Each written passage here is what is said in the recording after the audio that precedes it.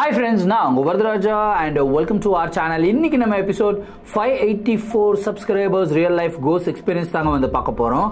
பொதுவா நிறைய காலங்களா பூட்டி இருந்த வீட்டுக்குள்ள அமானுஷங்களுடைய நடமாட்டம் அதிகமா இருக்கும் அப்படின்னு சொல்லுவாங்க. சில பேர் அது தெரிஞ்சு அந்த ஒரு வீட்டுக்குள்ள போகவே மாட்டாங்க. ஆனா சில பேர் தெரியாம அந்த மாதிரி வீட்டுக்குள்ள போய் மாட்டிப்பாங்க. அப்படி மாட்டிக்கிட்டா அவங்க எப்படி அதுல இருந்து வெளியே வருவாங்கன்றத கொஞ்சம் யோசிச்சு பாருங்க. ஏன் இந்த கேள்வியை கேட்கிறேன் அப்படின்னா, இன்னைக்கு நீங்க பார்க்க போற வீடியோல அப்படிப்பட்ட மிகவும் சுவாரஸ்யமான சம்பவம் தாங்க காத்துக்கிட்டு இருக்கு. இந்த சம்பவத்தை நீங்க பாக்குறதுக்கு முன்னாடி நீங்க நம்ம சேனலுடைய புதிய பார்வையாளராக இருந்தாலும் சரி, இல்லைனா நம்மளுடைய சேனலை பார்த்துட்டு இருக்கீங்க, சப்ஸ்கிரைப் பண்ணாம பார்த்துட்டு இருக்கீங்கன்னா தயவுசெய்து சப்ஸ்கிரைப் பண்ணிக்கோங்க. கூடவே இருக்கிற பெல் ஐகானை கிளிக் பண்ணிக்கோங்க. அப்பதான் நான் எவ்ரி ஆல்டர்னேட்டிவ் டே போடுற வீடியோ உங்களால் உடனே பார்க்க முடியும். இப்போ வாங்க ஸ்ட்ரைட்டா வீடியோக்குள்ள போலாம்.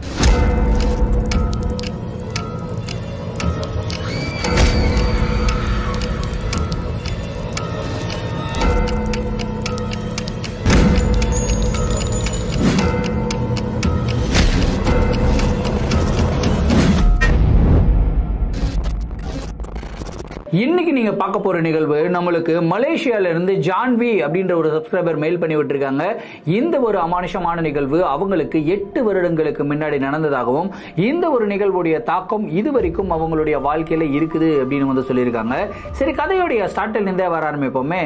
ஜான்வி அண்ட் கிஷோர் ரெண்டு பேருமே வந்து மலேசியாவை சேர்ந்தவங்க தான். ரெண்டு பேரும் சின்ன வயசுல இருந்தே ஒன்னா படித்த சிநேகிதர்கள் அப்படின்னு சொல்லலாம். சிநேகிதன் எப்படி வேணா சொல்லலாம். ஸோ ரெண்டு பேரும் ஃப்ரெண்ட்ஸா இருந்திருக்காங்க. ஒன்னா தான் படிச்சிருக்காங்க. கல்லூரி படிப்பையும் ஒன்னா முடிச்சிருக்காங்க. அதுக்கப்புறம் வேலைக்கு போய் ஜாயின் பண்றாங்க. ஸோ வேலைக்கு போயிட்டதுக்கு அப்புறம் தான் இவங்க ரெண்டு பேரும் லவ் பண்ணலாம் அப்படின்ற அந்த ஒரு மைண்ட் செட்டுக்குள்ள வந்திருக்காங்க. ஏன்னா ஒரு நல்ல ஃப்ரெண்டே நம்மளுக்கு ஒரு வைஃபா அமைஞ்சிட்டாங்க அப்படின்னா அந்த ரிலேஷன்ஷிப் இன்னும் பியூட்டிஃபுல்லா இருக்கும் அப்படின்றதுக்காக கிஷோர் ப்ரப்போஸ் பண்ண உடனே ஜான்வி வந்து பாத்தீங்கன்னா அந்த ப்ரப்போசலை அக்செப்ட் பண்றாங்க. ஏன்னா அவங்களுக்குமே இதுல மிகப்பெரிய இன்ட்ரெஸ்ட். ஸோ ரெண்டு பேரும் லவ் பண்ண ஆரம்பிக்கிறாங்க. ரெண்டு பேருடைய வீட்டாருடைய சம்மதத்துல தான் இது வந்து நடக்குதுங்க. ஸோ ரெண்டு பேரும் கல்யாணம் பண்ணி வைக்கலாம் அப்படின்ற பேச்சு பேசிக்கிட்டு இருக்கும்போது தான் கிஷோருக்கு வந்து வேற ஒரு மாநிலத்தில் வந்து வேலை டிரான்ஸ்ஃபர் ஆகுதுங்க. அதாவது இவங்க ரெண்டு பேரும் இருக்கிறது கிட்டா மாநிலத்திலங்க. கிட்டால இருந்து சேலங்கோர் அப்படின்னு சொல்லப்படுற அந்த மாநிலத்தில் இவருக்கு வந்து வேலை கிடைக்குதுங்க. ஸோ இது வரைக்குமே சின்ன வயசுல இருந்து, அதாவது ஒரு 3-4 வயசுல இருந்தே ஒன்னா ரெண்டு பேருமே இருந்துகிட்டு இருப்பாங்க. ஸோ அப்படி இருந்துட்டு திடீர்னு வந்து பிரிஞ்சு போறது அப்படின்னா ரொம்பவும் கஷ்டமா இருக்கும் இல்லையா? அந்த மாதிரி தான் வந்து ரொம்ப கஷ்டப்பட்டிருக்காங்க ஜான்வி. ஸோ இந்த கஷ்டமெல்லாம் கொஞ்ச காலம் தான் அப்படின்னு சொல்லிட்டு இவர் வந்து கிளம்பி போயிடுறாரு. அந்த சேலங்கோர் மாநிலத்துக்கு போயிட்டு வேலையும் பண்ண ஆரம்பிக்கிறாரு. ஸோ வீக்லி வந்து அவருக்கு ஒரு 5 days ஒர்க் இருக்குமா, 2 நாள் வந்து லீவ் இருக்குமா. அந்த 2 நாள் லீவ் அப்போ இவர் என்ன பண்ணுவாருன்னா நேரா இங்க வந்துருவாராம். வந்துட்டு ஜான்வி கூட கொஞ்சம் டைம் ஸ்பெண்ட் பண்றது, அப்புறம் ஜான்வியோடைய வீட்டில் போய் இருக்கிறது, இந்த மாதிரி வந்து ஆக்டிவிட்டிஸ் எல்லாம் பண்ணிக்கிட்டு இருந்திருக்காங்க. இப்படியே ஒரு 2 வருஷம் போகுதுங்க. இந்த 2 வருஷத்துல இவங்க வந்து வெயிட் பண்ணிக்கிட்டே இருந்திருக்காங்க. எப்போ திரும்பியும் இவருக்கு வந்து கிட்டா மாநிலத்திற்கே டிரான்ஸ்ஃபர் ஆகும் அப்படின்னு சொல்லி வெயிட் பண்ணிக்கிட்டே இருந்திருக்காங்க. ஏன்னா இவங்களுக்கு வந்து கல்யாணம் பண்ணணும் அப்படின்ற ப்ரெஷருமே வந்து வீட்டில் இருக்குங்க. சரி, கல்யாணம் பண்ணி வச்சுட்டா பசங்க சந்தோஷமா இருப்பாங்களே அப்படின்னு சொல்லி அதை பத்தியும் வந்து பேசிக்கிட்டே இருக்காங்க. ஃபைனலா கிஷோருக்கு வந்து பாத்தீங்கன்னா சேலங்கூர்ல இருந்து திரும்பியும் கிட்டாக்கு வந்து டிரான்ஸ்ஃபர் கிடைக்குது. அவர் டிரான்ஸ்ஃபர் வாங்கிட்டு வந்துடுறாரு. ரெண்டு பேருக்கும் கல்யாண தேதியும் நிச்சயம் பண்றாங்க. கல்யாண தேதி நிச்சயம் பண்ணிட்டதுக்கு அப்புறம் இவங்க என்ன முடிவு பண்றாங்க அப்படின்னா, நம்மளுடைய வாழ்க்கை இது வந்து ஒரு புது வாழ்க்கையை ஸ்டார்ட் பண்ண போறோம். இந்த புது வாழ்க்கையை ஸ்டார்ட் பண்ணும்போது நம்ம பழைய வீட்டில இருந்து ஸ்டார்ட் பண்ணக்கூடாது. நம்ம புதுசா ஒரு வீடு வாங்கி அந்த ஒரு வீட்டில் இருந்தா நம்மளுடைய வாழ்க்கையை ஸ்டார்ட் பண்ணணும் அப்படின்னு சொல்லி புதுசா ஒரு வீடு பார்க்க ஆரம்பிக்கிறாங்க. இவங்களும் நிறைய ப்ராப்பர்ட்டிஸ் வந்து பார்க்குறாங்க. எதுவுமே இவங்களுக்கு வந்து பிடிக்கல. ஏன்னா இவங்களுக்கு வந்து ஒரு தனியான ஒரு ப்ராப்பர்ட்டி கொஞ்சம் பிரைவேட்டா இருக்கிற மாதிரி வேணும் அப்படின்னு சொல்லி சர்ச் பண்ணிக்கிட்டு இருந்தாங்க. காசு அதிகமாக இருந்தாலும் பிரச்சனை இல்லை, இவங்க வந்து சம்பாரிச்சு நிறைய சேர்த்து வச்சிருந்தாங்க. ஸோ ஃபுல்லாகவே கொடுத்து எடுத்துடலாம் அப்படின்னு சொல்லிட்டு இவங்க வந்து தேடிக்கிட்டே இருந்தாங்க. ஃபைனலாக இவங்களுக்கு ஏற்ற மாதிரி ஒரு ப்ராப்பர்ட்டி மாட்டுதுங்க. கிட்டத்தட்ட ஒரு 4 பெட்ரூம் கொண்ட ஒரு ப்ராப்பர்ட்டி. ஸோ 4 பெட்ரூம் கொண்ட ஒரு ப்ராப்பர்ட்டினா உங்களுக்கே தெரியும், ரொம்ப பெரிய ப்ராப்பர்ட்டியா மாட்டுது. ஆனா அதுல என்ன ஒரு ஆச்சரியம்னா, அந்த ப்ராப்பர்ட்டி கிட்டத்தட்ட ஒரு 10 வருஷமா வந்து சேலே ஆகாம தான் இருந்திருக்கு. 10 வருஷம் கழிச்சு இவங்க தான் ஃபர்ஸ்ட் ஃபேமிலி அந்த ப்ராப்பர்ட்டியை போய் வாங்குறாங்க. வாங்கும்போது அது வந்து ரொம்ப கம்மியான விலைக்கு வேற கொடுத்துருக்காங்க. இவங்களும் போய் விசாரிக்கல. ஆனா இவ்வளவு நல்ல ப்ராப்பர்ட்டி நம்மளுக்கு இவ்வளவு கம்மியான விலையில கிடைக்குது அப்படின்னு சொல்லி சந்தோஷப்பட்டு இவங்க வந்து வாங்கிடுறாங்க. வாங்கிட்டு இவங்களுக்கு திருமணமும் நடக்குதுங்க. திருமணம் முடிஞ்சு இவங்க ஃபர்ஸ்ட் நாள் அந்த வீட்டுக்குள்ள என்டர் ஆகுறாங்க. வீட்டுக்குள்ள என்டர் ஆன உடனே இவங்களுக்கு வந்து ஒரு விதமான ஒரு ஃபீல் வந்து வருதுங்க. அதாவது புதுமண தம்பதிகள் வீட்டுக்குள்ள என்டர் ஆகும்போது எப்படி என்டர் ஆவாங்க, ரொம்பவும் ஹாப்பியா அவங்களுடைய லைஃபை வந்து பயங்கரமா ஸ்டார்ட் பண்ணணும் அப்படின்ற ஒரு எக்ஸைட்மெண்ட்டோட தான் வீட்டுக்குள்ள என்டர் ஆவாங்க. இந்த மூமெண்ட் இவங்க ரெண்டு பேரும் வீட்டுக்குள்ள என்டர் ஆகும்போது கிஷோருக்கும் ஜான்விக்கும் அவங்களுடைய மனசெல்லாம் வலிக்க ஆரம்பிக்குது. ஒரு விதமான ஒரு சோகம் அவங்களுடைய மனசு ஃபுல்லாக நிரப்புது அப்படின்னு சொல்லலாம். என்னடா இது, இப்போதான் கல்யாணமாக இவ்வளோ சந்தோஷமாக வந்திருக்கோம், உள்ளே வந்த உடனே நம்மளுக்கு வந்து இவ்வளோ சோகமாக ஃபீல் பண்ணுறோமே அப்படின்னு சொல்லி ரெண்டு பேருமே வந்து யோசிச்சுக்கிட்டு இருந்திருக்காங்க. இதை பற்றி நைட்டு டிஸ்கஸ் பண்ணலாம் அப்படின்னு சொல்லி யோசிச்சுக்கிட்டு இருந்தாங்க. அதுக்கப்புறம் நைட்டு வந்து இதை பற்றி டிஸ்கஷன் நடக்கலை. சரி, அடுத்த நாள் வந்து இவங்க இதை பற்றி டிஸ்கஸ் பண்ணுறாங்க. சரி, நம்மளுக்கு தான் இப்படி இருக்கே, சரி நம்ம அப்பா அம்மாக்கெல்லாம் எப்படி இருக்குன்னு கேட்கலாம் அப்படின்னு சொல்லி அப்பா அம்மா கிட்ட வந்து கேட்குறாங்க. அப்படி உள்ள அவங்க அப்பா அம்மாவுடைய ரூமுக்குள்ள என்டர் ஆகும்போது அம்மா வந்து பார்த்தீங்கன்னா யார், ஜான்வியுடைய அம்மா வந்து அழுதுகிட்டு இருக்காங்க. என்னம்மா அழுதுகிட்டு இருக்கீங்க அப்படின்னு சொல்லி ஜான்வி கேட்குறாங்க. இல்லை, எனக்கு என்னன்னு தெரியல, ஒரு மாதிரி ரொம்ப சோகமாக இருக்குது, ஏதோ ஒன்று தப்பாக நடக்க போகுதுன்னு சொல்லி தோணிக்கிட்டே இருக்கு, எனக்கு ரொம்ப பயமாக இருக்குது, ஏன் இப்படி பயமாக இருக்குன்னெல்லாம் தெரியல அப்படின்னு சொல்லி ஜான்வியோடைய அம்மா அழுகுறாங்க. ஐயோ, என்னடா இவங்க வேற இப்படி அழுகுறாங்களே, இதை பற்றி நான் வந்து சொன்னேன்னா கண்டிப்பாக இன்னும் டென்ஷன் ஆகிடுவாங்கன்னு சொல்லி இந்த ஒரு மேட்டர் அவங்க கிட்ட சொல்லலைங்க. 2 நாள் அவங்க அம்மா அப்பா வந்து இவங்க கூட தான் இருக்காங்க, பெரிய வீடு இல்லையா, ஸோ இருக்காங்க. அதுக்கப்புறம் அவங்க வந்து அவங்க வீட்டுக்கு போயிடுறாங்க. இவங்க 2 பேர் மட்டும் தனியாக இருக்காங்க. முதல் நாள் இரவு இவங்க 2 பேரும் தனியாக இருக்காங்க. ஜாலியாக டின்னரெல்லாம் சமைச்சு சாப்பிட்டுட்டு கொஞ்ச நேரம் உட்காந்து படமெல்லாம் பார்த்துட்டு அதுக்கப்புறம் போய் படுக்கலான்னு வந்து போயிருக்காங்க. நல்லா படுத்து தூக்கிக்கிட்டு இருக்கும்போது ஜான்விக்கு வந்து பார்த்திங்கன்னா டாய்லெட் வந்துடுது அர்ஜென்ட்டாக. சரி, டாய்லெட் போயிட்டு வந்துடுவோம் அப்படின்னு சொல்லி இவங்க எழுந்து டாய்லெட்டுக்குள்ளே போகிறாங்க. டாய்லெட்டு போயிட்டு அவங்க வெளியே வராங்க. வெளியே வந்த உடனே லைட்டை ஆஃப் பண்ணுறாங்க, கதவை சாத்துறாங்க. கதவை சாத்தின உடனே இவங்களுக்கு உள்ள டேப்பை திருகி விட்டு சவுண்டு வரும் இல்லையா, அந்த தண்ணி போகிற சவுண்டு, அந்த மாதிரி சவுண்டு வந்து கேட்குது. இவங்க யோசிக்கிறாங்க, இல்லையே நான் வந்து டேப்பை ப்ராப்பராக க்ளோஸ் பண்ணிட்டு தானே வந்தேன், எப்படி சவுண்டு கேட்குது அப்படின்னு சொல்லி இவங்க என்ன பண்ணுறாங்கன்னா கதவை திறந்து லைட்டு போட்டு பார்த்தா அந்த சவுண்டு நின்றுச்சு, டேப்பும் க்ளோஸாக தான் இருக்குது. என்னடா இது, டேப்பு க்ளோஸாக இருக்கேன்னு சொல்லி சரி திரும்பியும் கதவை போட்டிட்டு இவங்க வந்து லைட்டை ஆஃப் பண்ணுறாங்க. லைட்டை ஆஃப் பண்ண உடனே திரும்பியும் இவங்களுக்கு அந்த டேப் திரும்பி விட்டு தண்ணி போகிற சவுண்டு வந்து கேட்குதுங்க. என்னடா இது இப்படியே கேட்டுக்கிட்டு இருக்கே, ஒருவேளை மனப்பிரமையாக இருக்கும் போல இருக்கே அப்படின்னு சொல்லி இவங்க போய் படுக்கிறாங்க. அடுத்த நாள் காலையில் கிஷோர் கிட்ட ஜான்வி சொல்கிறாங்க, இந்த மாதிரி நைட் எனக்கு இப்படியெல்லாம் தோணுச்சுப்பா, ஒருவேளை நான் இமேஜின் பண்ணிக்கிறேன்னா இல்லை உண்மையிலேயே இப்படி நடக்குதானாலாம் தெரியல அப்படின்னு வந்து சொல்கிறாங்க. அதுக்கு கிஷோர் என்ன சொல்கிறார் அப்படின்னா, இல்லை நீ தான் வந்து இமேஜின் பண்ணிக்கிறேன்னு நினைக்கிறேன், ஏன்னா நானுமே நைட்டு வந்து பாத்ரூம்லாம் போனேன், எனக்கு எந்த பிரச்சனையும் இல்லை, இந்த டேப்பு தண்ணியும் போகல, எந்த ஒரு சவுண்டுமே கேட்கல, நார்மலாக தான் இருக்குது, எதுவுமே பிரச்சனை இல்லை, ரொம்ப ஹாப்பியாக இரு, இன்னும் பிரச்சனை இல்லை, நம்ம வெளியே வேணா போகலாம் அப்படின்னு சொல்லி வெளியே கூட்டிகிட்டு போயிருக்காருங்க. வெளியே போன உடனே இவங்க 2 பேரும் செம்ம ஹாப்பி ஆகிடுறாங்க. அதாவது 2 பேருக்குள்ளே இருக்கிற அந்த துக்கம் இருக்கு இல்லையா, அந்த துக்கம் வந்து அப்படியே மாயமாக மறைஞ்சு போயிடுது. 2 பேரும் ரொம்ப சந்தோஷமாக வந்து பேச ஆரம்பிக்கிறாங்க.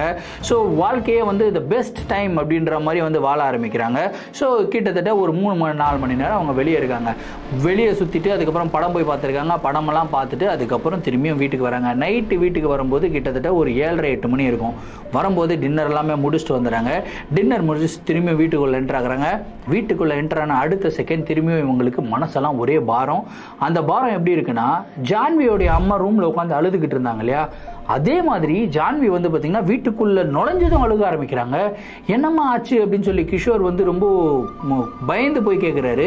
அதுக்கு ஜான்வி சொல்கிறாங்க, இல்லை என்னன்னே தெரியல, எனக்கு ரொம்ப சோகமாக இருக்குது, எனக்கு அழுதுகிட்டே இருக்கணும்னு தோணுது, என்னால் கண்ட்ரோல் பண்ணவே முடியல என்னுடைய அழுகையை அப்படின்னு சொல்லி கண்டினியூஸாக கிட்டத்தட்ட ஒரு 2 மணி நேரம் அழுதுகிட்டு இருந்திருக்காங்க. யோசிச்சு பாருங்கள், ஃபார் நோ ரீசன் 2 மணி நேரம் ஒருத்தங்க அழுதாங்க அப்படின்னா, அதுலேயும் குறிப்பாக புதுசாக கல்யாணமானவங்க அழுதாங்க அப்படின்னா அந்த ஹஸ்பண்டுக்கு எப்படி இருக்கும் அப்படின்றத கூட கொஞ்சம் யோசிச்சு பாருங்க. இன்ஃபேக்ட் அவர் வந்து வெறும் இப்போ பார்த்து கல்யாணம் பண்ணவர் கிடையாதுங்க, கிட்டத்தட்ட 3-4 வயசுலேருந்தே ஒன்னாவே பார்த்துருக்காரு. அதுக்கப்புறம் ஃப்ரெண்டாக பழகி லவ் ப்ரப்போஸ் பண்ணி அதுக்கப்புறம் கல்யாணம் பண்ணவர். அவங்களுடைய ரிலேஷன்ஷிப் எவ்வளோ அளவுக்கு ஸ்ட்ராங்காக இருக்கும் அப்படின்றத யோசிச்சு பாருங்க. பயங்கரமாக அவர் ஃபீல் பண்ணுறாரு. இவங்க அழுகிறத பார்த்து அவருமே அழுகிறாரு. இவங்க 2 மணி நேரத்தில் அழுகையை ஸ்டாப் பண்ணிடுறாங்க. அவர் அடுத்த 2 மணி நேரத்துக்கு கிஷோர் அழுகிறாரு. இப்படியே நைட்டு ஃபுல்லும் மாற்றி வந்து பார்த்தீங்கன்னா அழுகாத அப்படின்னு சொல்லி சமாதானப்படுத்தியே அன்னைக்கு நைட்டுமே போயிருதுங்க. அடுத்த நாள் காலையில் மிகப்பெரிய தலைவலியில் தான் 2 பேரும் எழுந்துக்கிறாங்க. ஏன்னா நைட்டு ஃபுல்லாக அழுதுருக்காங்க. எவ்வளோ அளவு தலைவலிக்குன்னு யோசிச்சு பாருங்க. அவ்வளோ அளவுக்கு தலைவலியில் எழுந்துக்கிறாங்க. அதுக்கப்புறம் காஃபி எல்லாமே குடிக்கிறாங்க. சரி இன்னைக்கு எதுவுமே சமைக்க வேணாம், வா வெளியே போகலாம் அப்படின்னு சொல்லிட்டு வெளியே போகிறாங்க. வெளியே போன உடனே செம ஹாப்பினஸ். அவங்களுடைய மனசில் இருக்கிற பாரமெல்லாம் ஃபுல்லாக இறங்கிடுச்சு. எந்த ஒரு பிரச்சனையும் இல்லை. என்னடா இது ஒரு மாதிரி டிஃப்ரெண்ட்டாக ஃபீல் ஆகுது அப்படின்னு சொல்லி ஜான்விக்கு ஒரு டவுட்டு. சரி இதை பற்றி நான் வந்து கிஷோர் கிட்ட சொன்னால் கிஷோர் ஏதோ தப்பாக நினைப்பானோ அப்படின்னு சொல்லி இவங்க யோசிக்கிறாங்க. அதுக்கப்புறம் அதுக்கப்புறம் பிரேக்ஃபாஸ்ட் சாப்பிட்றாரு. பிரேக்ஃபாஸ்ட் சாப்பிட்டு முடிச்சதுக்கப்புறம் அப்படியே வெளியே போகிறாங்க. திரும்பி ஒரு படம் பார்க்குறாங்க. படம் முடிச்சுட்டு லஞ்சு சாப்பிட்றாங்க. லஞ்சு சாப்பிட்டுக்கிட்டு இருக்கும்போது பொறுமையாக ஜான்வி வந்து சொல்கிறாங்க, இந்த மாதிரி நம்ம அந்த வீட்டுக்குள்ளே போனாலே நம்மளுக்கு ஏதோ ஒரு பிரச்சனை நடக்குதுப்பா அப்படின்னு வந்து சொல்கிறாங்க. அதுக்கு கிஷோர் சொல்கிறாரு, என்னம்மா நீ வீட்டுக்குள்ளே போனால் என்னம்மா பிரச்சனை நடக்க போகுது, அதெல்லாம் ஒன்றும் இல்லை, அம்மா அப்பா வந்து கூடவே இருந்தாங்க, இப்போ நம்மளை விட்டுட்டு போயிட்டாங்க இல்லையா, சின்ன வயசுலேருந்தே நம்ம கூடவே இருந்திருக்காங்க, இப்போ தனியாக இருக்கிறோம் போது அந்த சோகம் நம்மளுடைய மனசுக்குள்ள இருக்கும். எனக்கும் அந்த சோகம் தான் இருந்தது.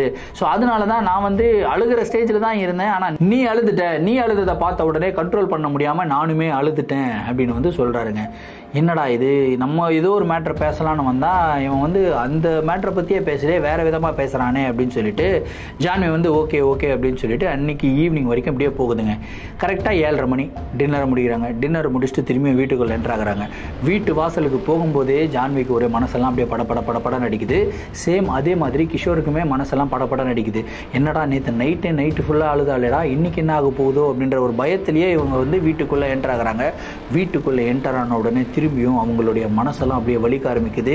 இன்ஃபேக்ட் இன்னைக்கு இவங்க வீட்டுக்குள்ளே என்டர் ஆகும்போது மனசு மட்டும் இல்லையே, அவங்களுடைய உடம்பு எல்லாமே வலிக்க ஆரம்பிக்குதுங்க. கை காலெல்லாம் செம்ம வலிக்க ஆரம்பிக்குது. அதுக்கப்புறம் கண்ணு வந்து பார்த்தீங்கன்னா ஜான்வியோடைய கண்ணு வீங்கிருச்சுங்க. அதாவது யாராவது ஓங்கி பஞ்ச் பண்ணா நம்மளுடைய கண்ணை சுற்றி கருவலயமாகி லைட்டாக வீங்கிரும் இல்லையா, அந்த மாதிரி ஜான்விக்கு வந்து வீங்கிருச்சு. இதை பார்த்த உடனே பயந்து போய் ஐயோ என்னமாச்சு அப்படின்னு வந்து கேட்குறாரு. இல்லை ஏதோ சாப்பிட்டது செட் ஆகலை போல இருக்குது, ஏதோ அலர்ஜி மாதிரி இருக்குது, நான் போய் படுக்கிறேன் அப்படின்னு சொல்லி போய் படுத்துடுறாங்க. அவங்க நல்லா படுத்து தூங்கிக்கிட்டு இருக்காங்க. கிஷோர் வந்து டிவி பார்த்துக்கிட்டே இருக்காருங்க. டிவி பார்த்துக்கிட்டே இருக்கும்போது திடீர்னு டிவி வந்து பார்த்தீங்கன்னா கர அப்படி வரும் இல்லையா, அதாவது சிக்னல் போயிடுச்சு அப்படின்னா கரன்னு ஷேக் ஆகும் இல்லையா, அந்த மாதிரி வந்து வருதுங்க. இதை பார்த்த உடனே இவர் ரிமோட் எடுக்கிறாரு, டிவி ஆஃப் பண்ணுறாரு. டிவி ஆஃப் ஆக மாட்டேங்குது. ஆனால் கர அந்த ஒரு ஸ்க்ரீன் மட்டும் வந்துக்கிட்டு இருக்கு. என்னடா இது இப்படியே வருது அப்படின்னு சொல்லிட்டு இவர் வந்து அப்படியே சுற்றி முற்றி பார்க்குறாரு. ஒரு மயான அமைதி இருக்குது. உள்ளே ஜான்வி வந்து தூங்கிக்கிட்டு இருக்காங்க. சரி டிவி ஆஃப் பண்ணிட்டு போகலாம் அப்படின்னு சொல்லிட்டு டிவியோடைய சுவிட்சை வந்து ஆஃப் பண்ணிவிட்டு இவர் பெட்ரூமுக்குள்ளே என்டர் ஆகிறாருங்க. பெட்ரூம் டோரை ஓப்பன் பண்ணிவிட்டு இவர் என்டர் ஆகிறாரு. என்டர் ஆகும்போது திரும்பியும் டிவி வந்து ஆட்டோமேட்டிக்காக ஆன் ஆகுது. டிவியோடைய மெயின் சுவிட்சை வந்து ஆஃப் பண்ணி வச்சுருக்காருங்க. ஆஃப் பண்ண டிவி எப்படி ஆன் ஆச்சு அப்படின்ற ஒரு சந்தேகம். இவர் போகிறாரு, பார்த்தா அந்த ஸ்க்ரீன் வந்து பார்த்திங்கன்னா கர அப்படின்னு தான் வருது. இவருக்கு ஒன்றும் புரியல, என்னடா இது இந்த மாதிரிலாம் நடந்துக்கிட்டு இருக்கே அப்படின்னு சொல்லி டிவியோடைய ப்ளக்கே வந்து பிடிங்கிடுறாருங்க. ப்ளக்கு பிடிங்கி கீழே வச்சுட்டு திரும்பியும் அந்த ரூமுக்குள்ளே என்டர் ஆகுறாருங்க. ரூமுக்குள்ளே என்டர் ஆகுறாரு. பெட்ரூமுக்குள்ளே என்டர் ஆன உடனே அவர் பார்த்த காட்சி என்னென்னா, பெட்டு மேலே ஜான்வி வந்து உட்காந்துக்கிட்டு இருக்காங்க. அவங்களுடைய தலைமுடியெல்லாம் அப்படி விரித்து முன்னாடி போட்டு உட்காந்துக்கிட்டு இருக்காங்க. கையை வந்து இப்படி வச்சு ஒரு மாதிரி வந்து டான்ஸ் ஆடிக்கிட்டு இருக்காங்க. இதை பார்த்த உடனே இவருக்கு அப்படியே கொலை நடுக்குதுன்னு சொல்லலாம். பயந்து இப்போ ஐயோ ஜான்வி என்னாச்சு அப்படின்னதுக்கப்புறம் வராத, என் பக்கத்தில் வராத அப்படின்றாங்க. என்னாச்சுன்றாரு. இல்லை இந்த இடத்துல என்னையும் தவிர வேற யாரோ இருக்காங்க, தயவு செய்து என்னுடைய பக்கத்தில் மட்டும் வந்துடாத, எனக்கு ரொம்ப பயமா இருக்கு அப்படின்னு வந்து அழுகுறாங்க. ஆக்சுவலாக அவங்க ஜான்வியா தான் பேசுறாங்க, பேய் பிடிச்சலாம் பேசல. நார்மலாக அவங்க என்ன சொல்றாங்கன்னா, ஹஸ்பண்ட் மேலே இருக்கிற கேர்னால பக்கத்தில் வந்துடாத, உனக்கு ஆபத்து அப்படின்றத வந்து எச்சரிக்கிறாங்க. இவர் வந்து வரலங்க. இப்படி சொல்லிட்டதுக்கு அப்புறம் எப்படி வருதுன்னு சொல்லி தூரமாகவே நின்றுகிட்டு இருந்திருக்காரு. தூரமாக நின்று அப்படியே ஜான்வியை பார்த்துக்கிட்டே இருக்காருங்க. ஜான்வி வந்து அந்த இடத்துல இருந்து எழுந்துக்கணும் அப்படின்னு சொல்லி எழுந்துக்கிறாங்க. ஆனால் அவங்களால எழுந்துக்க முடியல. அதாவது அவங்களுடைய ஷோல்டர் மேலே யாரோ கையை வச்சு இப்படி நல்லா எழுந்துக்கிறவங்களை எழுந்துக்காத அப்படின்னு சொல்லி அமுக்குனா எப்படி இருக்குமோ அந்த மாதிரி வந்து அமுக்குதுங்க. இந்த அமுக்குனதுக்கு அப்புறம் அவங்க வந்து பார்த்தீங்கன்னா ரொம்ப திணறாங்க, கையெல்லாம் வலிக்குது அப்படின்னு அழுக ஆரம்பிக்கிறாங்க. லிட்டரலா அவருடைய கண்களுக்கு முன்னாடி, கிஷோருடைய கண்களுக்கு முன்னாடி அவருடைய மனைவியுடைய ட்ரெஸ் இருக்கு இல்லையா, அது வந்து பார்த்தீங்கன்னா அழுத்துறதுல அந்த ப்ரெஷர்ல ட்ரெஸ்ஸே வந்து கிளியறது வந்து லிட்டரலா இவர் பார்த்துருக்காரு. இதை பார்த்த உடனே கிஷோருக்கு செம்ம அள்ளு. ஐயோ என்ன பண்ணுறதுன்னு தெரியாமல் அவங்க அப்பா அம்மாவுக்கு வந்து கால் பண்ணுறாருங்க. ஃபோனில் சிக்னலே கிடையாது. என்னடா இது, என் ஃபோனில் சிக்னல் இல்லையே, சரி ஜான்வியோடைய ஃபோனை எடுத்து ஃபோன் பண்ணுவோம் அப்படின்னு சொல்லி ஜான்வியோடைய ஃபோனை எடுக்கிறாருங்க. ஃபோனை எடுத்து பார்த்தா பேட்டரி ஃபுல்லாக தான் இருந்திருக்கு. ஆனால் டயல் பண்ண உடனே பேட்டரி லோ அப்படின்னு சொல்லி ஃபோன் வந்து சுவிட்ச் ஆஃப் ஆகுதுங்க. இப்போ இந்த சிச்சுவேஷனில் என்ன பண்ணுவாங்க? ஒய்ஃபும் இந்த மாதிரி வந்து ஸ்ட்ரகிள் பண்ணிக்கிட்டு இருக்காங்க. இவர் வந்து பக்கத்துலேயும் போக முடியாது, ஒய்ஃபை விட்டுட்டு வெளியவும் போக முடியாது, அப்பா அம்மாவுக்கும் காண்டாக்ட் பண்ண முடியாது, நண்பர்களுக்கும் காண்டாக்ட் பண்ண முடியாது. இந்த மாதிரி ஒரு ரொம்ப டஃப்பான சிச்சுவேஷனில் வந்து அழுகிறத தவிர அவரால் என்ன பண்ண முடியும்? அந்த மாதிரி தாங்க அழுதுருக்காரு. அழுதுட்டு பொறுமையாக இவர் வந்து பக்கத்தில் போகிறாருங்க. பக்கத்தில் போகும்போது யாரோ அவரை எட்டி உதச்சா எப்படி பின்னாடி எகிரி போய் விழுவாங்களோ அந்த மாதிரி இவர் வந்து பார்த்தீங்கன்னா பின்னாடி எகிரி வந்து விழுந்திருக்காருங்க. விழுகும்போது இவருடைய முதுகு பகுதி வந்து பயங்கரமா போயிட்டு அந்த செவுத்துல போய் அடிச்சிருக்கு. அடிச்சதுல பேக்கில் அந்த ரிப் இருக்கும் இல்லையா, அந்த ரிப்பே வந்து 2 ரிப்பு ஃப்ராக்சர் ஆயிடுச்சுங்க. அந்த அளவுக்கு ஒரு அடி. இவர் வலி தாங்க முடியாம படுத்து துடிச்சுக்கிட்டு இருக்காரு. ஜான்வினால அந்த இடத்துல இருந்து எழுந்துக்கவே முடியல. அதுக்கப்புறம் ஒரு 5 நிமிஷம் கடவுளை நினைச்சு வேண்டிக்கிட்டே இருந்திருக்காங்க. வேண்டிக்கிட்டே இவங்க வந்து முருகன் வந்து இவங்களுக்கு ரொம்ப ஃபேவரட்டான ஒரு கோடா. முருகனை நினைச்சு வேண்டிக்கிட்டே கந்த சஷ்டி கவசம் பாடிக்கிட்டே இருந்திருக்காங்க, அழுதுகிட்டே. அந்த டைம்ல ஒரு 5 மினிட்ஸ்ல அவங்க வந்து ரிலீஃப் கிடைச்சிருக்குங்க. ரிலீஃப் கிடைச்ச உடனே குடுகுடுன்னு ஓடுறாங்க. ஓடிப்போ ஐயோ கிஷோர் என்னாச்சு அப்படின்னு சொல்லி தூக்குறாங்க. அவரால் முடியல. ஏன்னா அடிச்ச அடியில அவர் வந்து நேரா செவுத்துல போய் அடிச்சிருக்காரு. அவருடைய பின்னாடி இருக்கிற ரிப் எலும்பு வந்து 2 உடஞ்சிருக்கு. அவங்களுக்கு தெரியல ரிப் எலும்பு உடஞ்சிருக்குன்ட்டு. உடனடியாக அவங்க வந்து ஃபோன் எடுக்கிறாங்க. ஃபோன் எடுத்து பார்த்தா பேட்டரி ஃபுல்லாக கட்டுது. ஆம்புலன்ஸுக்கு கால் பண்ணுறாங்க. ஆம்புலன்ஸ் வருது. டைரெக்டாக ஹாஸ்பிட்டலுக்கு போகிறாங்க. ஹாஸ்பிட்டலுக்கு போயிட்டு செக்அப் பண்ணி பார்த்தா 2 ரிப் போன் வந்து உடஞ்சிருக்கு அப்படின்னு சொல்கிறாங்க. நல்ல வேலை இந்த போன் உடஞ்சிருக்குமா, உடஞ்சி உள்ள ஏதோ அந்த லிவர்லாம் இருக்கும் இல்லையா, அதுலலாம் எதுலேயுமே போய் சொருகலை. ஆனால் ரிப்பு போன் மட்டும் உடஞ்சிருக்கு. என்னாச்சு, யாரோ ஓங்கி அடித்த மாதிரி இருக்கே அப்படின்னு வந்து சொல்கிறாங்க. இல்லை டாக்டர், வலிக்கு விட்டு கீழே விழுந்துட்டாரு அப்படின்னு சொல்லி சமாளிச்சுட்டு அதுக்கு உண்டான ட்ரீட்மெண்ட் எல்லாமே பார்க்க ஆரம்பிக்கிறாங்க. அங்கேயே ஹாஸ்பிட்டலில் இருக்கிறாங்க. ஒரு 2-3 நாள் அதே மாதிரி ஹாஸ்பிட்டலில் இருக்கிறாங்க. அதுக்கப்புறம் இப்போ 3 நாள் ஆயிடுச்சுமா, இப்போ வீட்டில் போயிட்டு இந்த மாதிரி விஷயங்கள்லாம் பண்ணுங்க அப்படின்னு சொல்லி டிஸ்சார்ஜ் பண்ணி அனுப்புகிறாங்க. ஆனால் டிஸ்சார்ஜ் பண்ணி அனுப்பும்போது இவங்க 2 பேருக்குமே வீட்டுக்கு போகிறதுக்கு சுத்தமாகவே பிடிக்கல, பயமாகவே இருக்குது. வீட்டுக்கு போகும்போது தான் கிஷோர் ஒரு விஷயத்தை ஓப்பன் அப் பண்ணுறாருங்க. ஜான்வி, இந்த மாதிரி ஃபஸ்ட்டு நாள் நீ சொன்ன தெரியுமா, இந்த மாதிரி பாத்ரூம் போயிட்டு வரோம், வந்து கதவை மூடுறோம், கதவை மூடி லைட் ஆஃப் பண்ண உடனே பாத்ரூம்குள்ளே யாரோ டேப்பை திருவி விட்டு தண்ணி போகிற மாதிரி சவுண்டு கேட்டுச்சுன்னு சொன்னேன் இல்லையா, அதே சவுண்ட் எனக்கும் கேட்டுச்சு ஜான்வி அப்படின்றாரு. என்ன நீ சொல்கிற, உனக்கும் கேட்டுச்சா அப்படின்னு சொல்லி கேட்குறாங்க. ஆமாம் எனக்கும் கேட்டுச்சு, நீ ஆல்ரெடி பயந்து போயிருந்த, நான் இந்த மேட்டரை உங்ககிட்ட சொன்னேன் அப்படின்னா கண்டிப்பாக மேலும் ரொம்ப பயந்துருவேன் அப்படின்னு சொல்லிட்டு தான் அவன் உங்ககிட்ட மறைச்சிட்டேன். நான் என்ன நினச்சேன்னா இதுவுமே என்னுடைய மனப்பிரமையாக இருக்கலாம் அப்படின்னு சொல்லி தான் நினச்சேன். ஆனால் எனக்கு வர டவுட் என்னென்னா, எப்படி 2 பேருக்கும் ஒரே மாதிரி மனப்பிரமை வரும் அப்படின்னு சொல்லி எனக்கு டவுட்டாக இருந்தது. அதுக்கு அடுத்த நாள் வந்து இன்னொரு இன்சிடென்ட் நடந்தது. நீ வந்து நல்லா படுத்து தூங்கிக்கிட்டு இருந்த, நான் டிவி பார்த்துக்கிட்டு இருந்தேன். உள்ளே வரும்போது நீ படுத்துக்கிட்டு இருக்கிற இடத்துக்கு பின்னாடி, அதாவது நம்மளுடைய பெட்டுக்கு பின்னாடி ஒரு கருப்பான உருவம் நின்றுக்கிட்டு இருக்கிறத என்னுடைய கண் கூட வந்து பார்த்தேன். பயந்து போய் உள்ள வந்த உடனே திடீர்னு பார்த்தனா அந்த உருவம் மாயமா மறைஞ்சு போயிடுச்சு. இந்த விஷயத்தையும் உங்ககிட்ட சொன்னேன் அப்படின்னா கண்டிப்பா ரொம்ப பயந்துருவேன் அப்படின்னு சொல்லிட்டு தான் நான் சொல்லலை அப்படின்னு சொல்லி ஒரு இன்சிடென்ட்டா சொல்றாருங்க. சொன்ன உடனே இவங்களுக்கு செம்ம பயம். ஏன்டா இந்த மாதிரி பண்ற, இது முன்னாடியே சொல்லியிருக்கலாமே அப்படின்னு சொல்லி சொல்றாங்க. இல்லை, இந்த வீட்டில் ஏதோ ஒன்று நடந்திருக்கு, என்ன நடந்திருக்குன்னு தெரியல, இந்த வீட்டில் இதுக்கு முன்னாடி யார் இருந்தாங்கன்னு சொல்லி விசாரிக்கலாம் அப்படின்னு சொல்லிட்டு அப்படியே விசாரிக்கிறாங்க. விசாரிச்சா கிட்டத்தட்ட ஒரு 10 வருடங்களுக்கு முன்னாடி ஒரு ஃபேமிலி வந்து அங்கே ஸ்டே பண்ணியிருக்காங்க. அந்த ஃபேமிலியை போய் இவங்க மீட் பண்ணுறாங்க.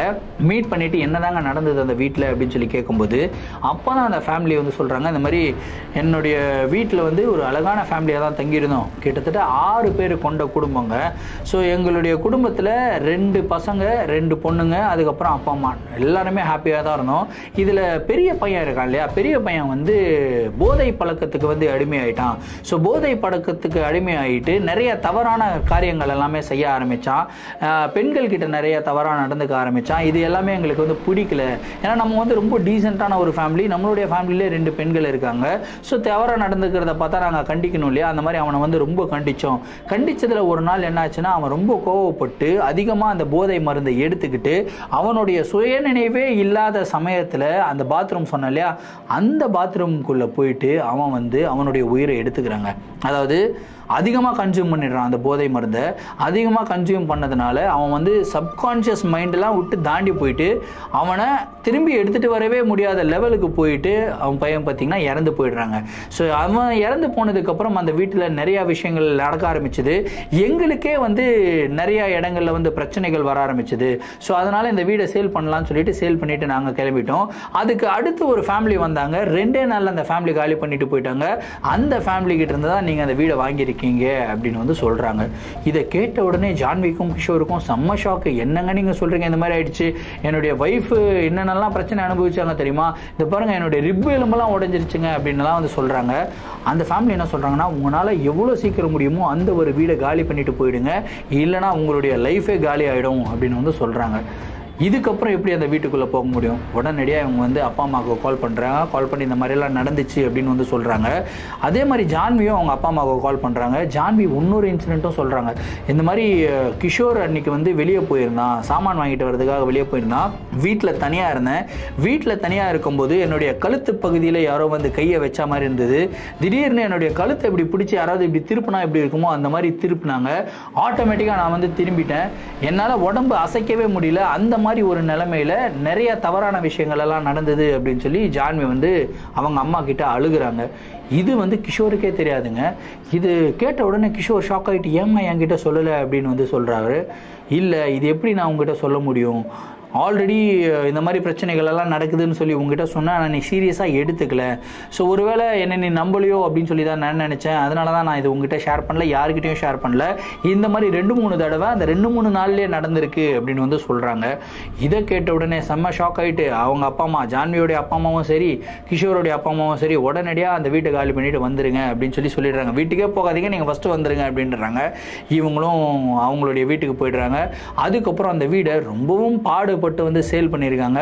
ஒரு ஃபேமிலி வந்து அந்த வீடு வாங்கியிருக்காங்க. வீடு வந்து தங்குறதுக்காக வாங்கல, அதை டெமாலிஷ் பண்ணிட்டு அந்த இடத்துல வந்து பார்த்திங்கன்னா ஒரு கார்டன் மாதிரி வைக்கிறதுக்காக வாங்கியிருக்காங்க. அந்த வீட்டுடைய ஹிஸ்ட்ரி எல்லாமே தெரியும்.